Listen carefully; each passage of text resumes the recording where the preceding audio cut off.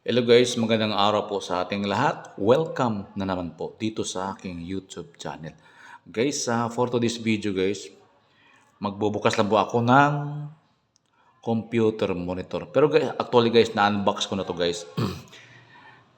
Pero guys, bago ang lahat guys, please paki-like, subscribe sa aking YouTube channel. Salamat nga pala sa lahat ng nanonood, nag-like, nag-subscribe sa aking YouTube channel. Maraming salamat. Ingat-ingat po tayo and God bless po sa ating lahat. Guys, itong monitor na to guys, nabuksan ko na to guys. Kinausap ko yung rider na pagdating dito, kailangan buksan namin baka may damage. Pumayag naman siya, kaya nabuksan ko na to.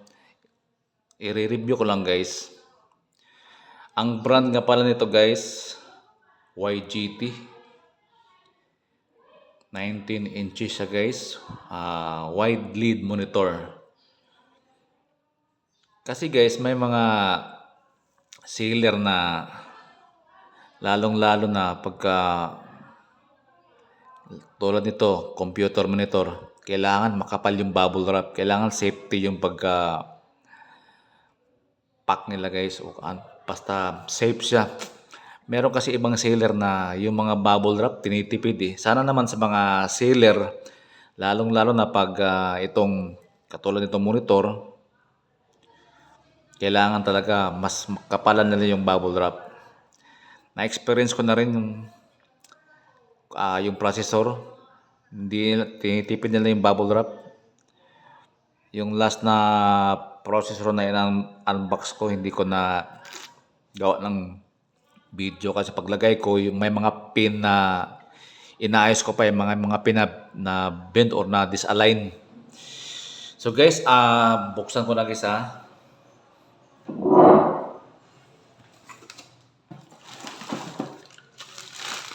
Ayan siya, meron siyang kasamang HDMI.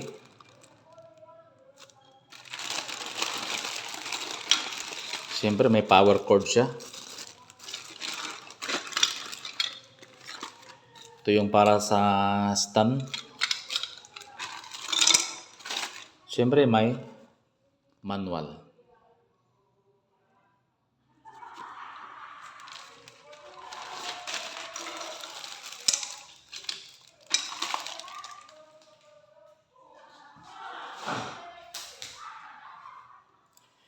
Ito nga pala yung box niya guys. Yan.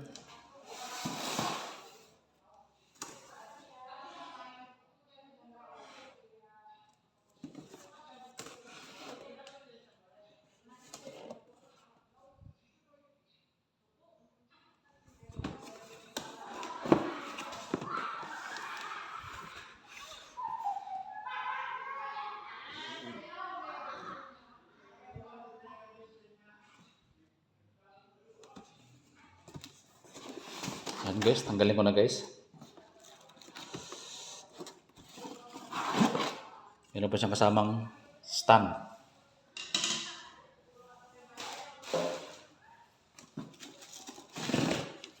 Ayan, sa front. Parang ayan, para safe.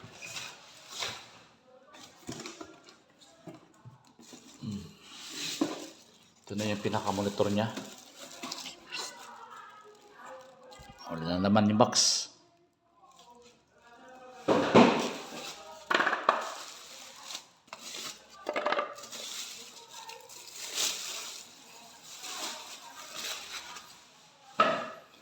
So guys, ito yung pinaka-monitor niya. Yan.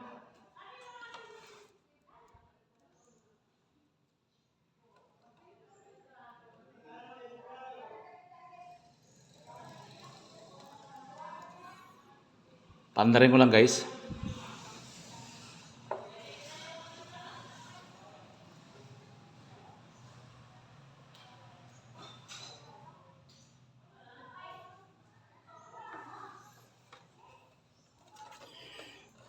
Yan yung brand niya guys.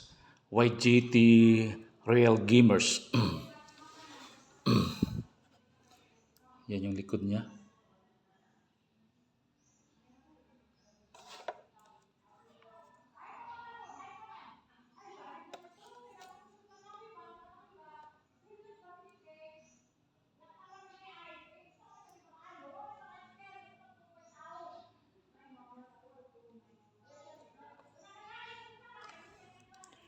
Meron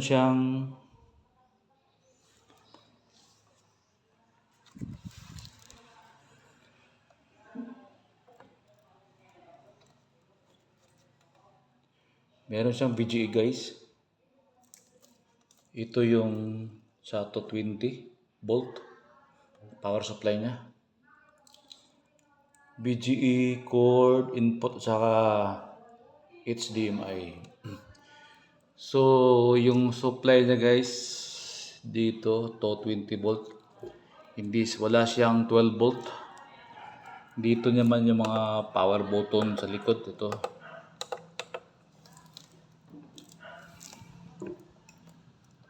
So yan guys, yung brand niya.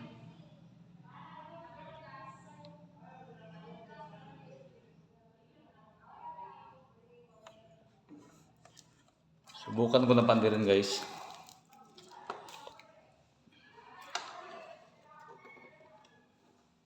Ito yung power cord niya.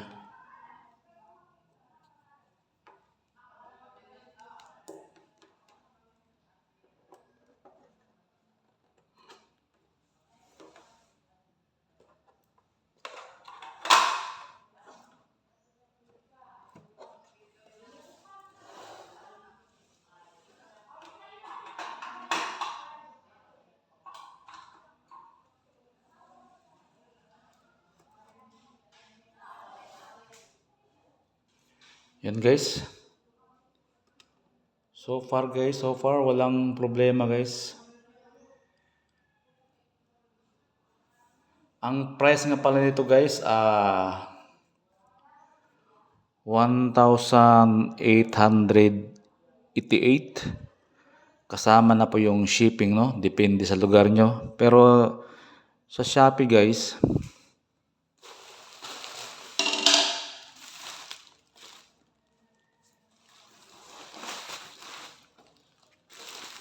ito yung store nila guys.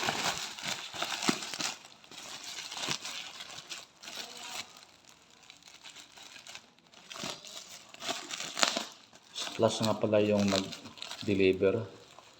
Salamat sa Plus na safe yung item ko na dumating. Sinsya na guys Hindi unbox ko na kasi ito yung sealer. Saka may nakalagay dyan sa likod. Yan. Buyer's notice. So, ito lang muna ang ating video guys. Itong YGT monitor guys, no?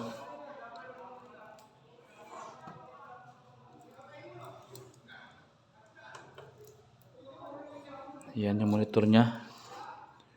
So far guys, wala namang problema guys, no? Sa halagang 1,800. Pwede na siya pang pisonet. So hanggang dito lang ating video ngayon guys. Kung meron kayong mga idea, please paki-like, subscribe sa aking YouTube channel.